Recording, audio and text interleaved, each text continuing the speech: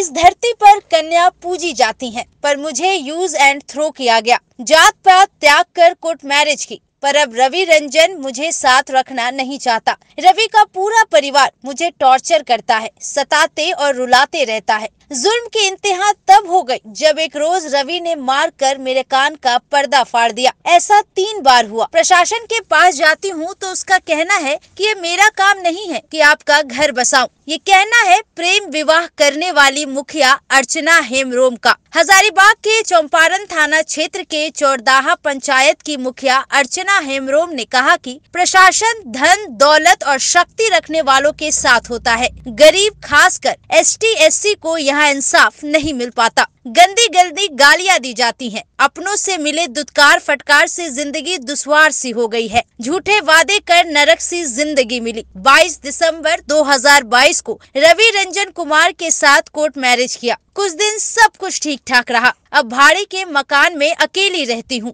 खाने पीने तक का खर्चा नहीं दिया जाता। ससुर राजनीति से जुड़े हैं। सास ननद अलग से गालियाँ बकती हैं। थाना से लेकर SP तक के पास गई, कोई कार्रवाई नहीं हुई। एक मुखिया का ये हाल है तो आम पब्लिक के साथ पुलिस का बर्ताव क्या रहता होगा, ये सोचा समझा जा सकता है। मुखिया अर्चना ने कहा कि वो खुद अपने ससुराल जा रही है। अगर वहाँ उसके साथ कुछ भी हुआ तो इसका जिम्मेदार उसके ससुराल वाले और स्थानीय प्रशासन होगा। वहीं अर्चना के पति रवि रंजन कुमार से संपर्क नहीं हो सका। वो अपने घर में नहीं थे, उनसे फोन पर भी संपर्क नहीं हो सका। सुने क्या बोल गई दुखियारी मुखिया। 2022 दिसंबर दिनांक 22 को मैंने रवि रंजन कुमार पिता राजकुमार यादव ग्राम सिलोदर पोस्ट चौपारण थाना चौपारण जिला हजारीबाग से कोर्ट मैरिज की थी। कोर्ट मैरिज करने के बाद मैंने और रवि रंजन ने अपने फैमिली को बता दिया था, हम दोनों ने। और लड़के के परिवार वालों के द्वारा मुझे कहा गया कि रखेंगे। उसके बाद इसी तरह से बार बार कह के मुझे टाल मटोल करते करते लगभग अभी 1 साल 2 महीना होने वाला है और अभी तक मुझे साथ में नहीं रखे।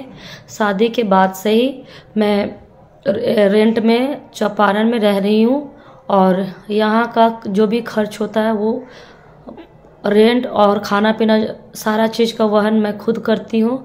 लड़के के द्वारा मुझे कोई भी सहायता नहीं दी जाती है और लड़के के द्वारा हमेशा मारपीट किया जाता है, जिसके कारण मेरे कान का पर्दा 3 बार फट चुका है और अभी तक उसका इलाज चल रहा है।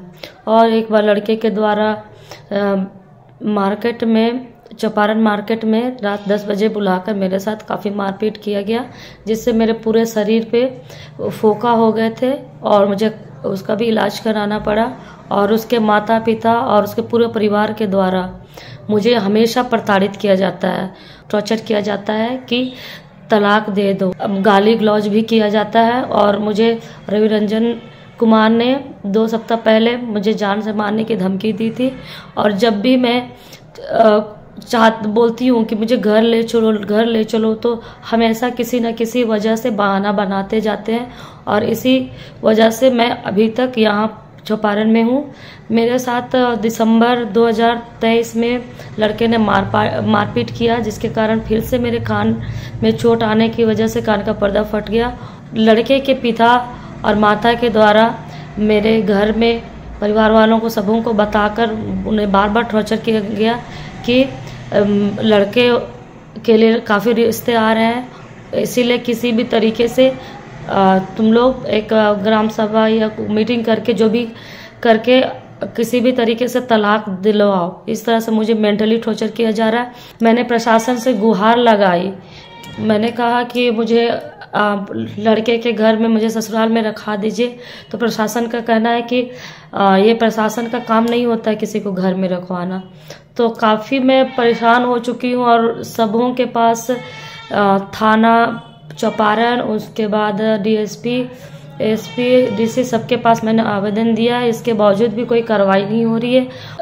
अगर किसी प्रकार का कुछ भी होता है, मेरे साथ मारपीट या नुकसान या कुछ भी होता है, तो उसके जिम्मेवार लड़के के परिवार वाले पूरे परिवार वाले, और इसके प्रशासन भी थोड़ी जिम्मेवारी है।